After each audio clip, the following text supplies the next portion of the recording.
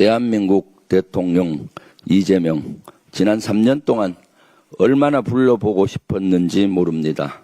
마음껏 부를 수 있게 해주신 국민께 진심으로 감사드립니다.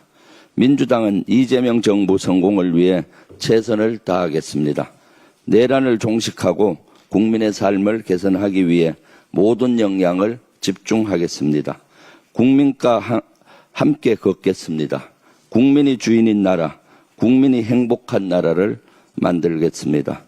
어제 이재명 대통령께서 처음으로 용산 대통령 집무실을 갔습니다. 이후에 소감을 발표했는데 무덤과 같다. 그 안에는 컴퓨터도 없고 프린터도 없고 하다못해 필기구조차도 없더라. 텅텅 비었다. 라고 말씀하셨습니다. 도대체 이러한 것이 있을 수가 있습니까? 역사는 지속 발전해야 됩니다. 대통령실은 우리 대한민국호의 컨트롤타워입니다. 컨트롤타워는 하루도 중지됨이 없이 발전해야 되는데 이렇게 할 수가 있습니까? 새로운 컴퓨터를 설치하고 시스템을 갖추는 데는 최소한 2주 걸립니다. 그리고 그 인적 자원들이 다시 시스템을 만드는 데는 수개월이 걸립니다. 옛날 전술에 보면 청야 전술이 있습니다. 지금 청야 전술을 썼다고 봅니다. 청야 전술은 사전 초토화 전략입니다. 후퇴할 때 철저히 들판에 있는 곡식도 다 태워버리고 건물에 있는 옷이며 모든 것을 파괴하고 못 쓰게 하고 후퇴하는 거죠. 그러면은 적들이 왔을 때 쓸 수 있는 것이 없으니까 하는 그 전술입니다. 이것은 아주 불리할 때 적에게만 쓰는 겁니다. 이것은 또 아군에게도 피해가 너무 크기 때문이죠. 지금 윤석열 정권 역시 내란 수계, 내란 정권 같습니다. 12.3 내란으로 우리 대한민국을 초토화시키더니 물러날 때도 이렇게 초토화하고 하는 겁니까? 국민은 안중에도 없고 대한민국 발전은 안중에도 없는 겁니까? 도대체 이러한 정권이 역사상 있었습니까? 아마 세계 역사상 이러한 정권은 없었을 겁니다. 여기에 저는 너무나 분노스럽고 이러한 청야 전술을 쓴 그 정진석 전 비서실장이나 그 수석들이나 할 것으로 보이는데 철저히 조사해서 단죄해야 된다고 저는 보입니다. 오늘 3가지 특검법을 본회의에 상정합니다.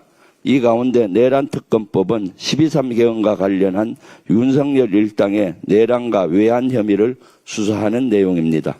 내란 종식이란 이재명 정부의 공약이 온전하게 첫걸음을 내디딜 수 있도록 민주당이 돕겠습니다. 위헌 위법한 내란이 다시는 이 땅에 발붙일 수 없도록 하겠습니다. 민주주의와 법치를 지키기 위한 필수 조치입니다. 국민의 힘의 협조를 부탁합니다. 최상병 특검법은 해병대원 순직 사건과 관련한 수사 외압과 은폐 의혹이 주요 수사 대상입니다. 사건이 발생한 지 2년이 다 되어 가는데 아직도 진실을 밝혀지지 않고 있습니다. 항명 혐의로 기소된 박정훈 대령도 온전하게 명예를 회복하지 못했습니다. 만약 최상병 사건을 제대로 파헤치지 못한다면 앞으로 대한민국은 어떻게 되겠습니까? 우리 부모님이 나라를 믿고 자녀를 군대에 맡길 수 있겠습니까? 우리 군인들은 부당한 명령에 대해 당당하게 거부할 수 있겠습니까? 특검법 통과는 정의롭고 안전한 대한민국을 만드는 초석입니다. 특히 수사 외압과 관련한 의혹은 최근에 또 드러났습니다.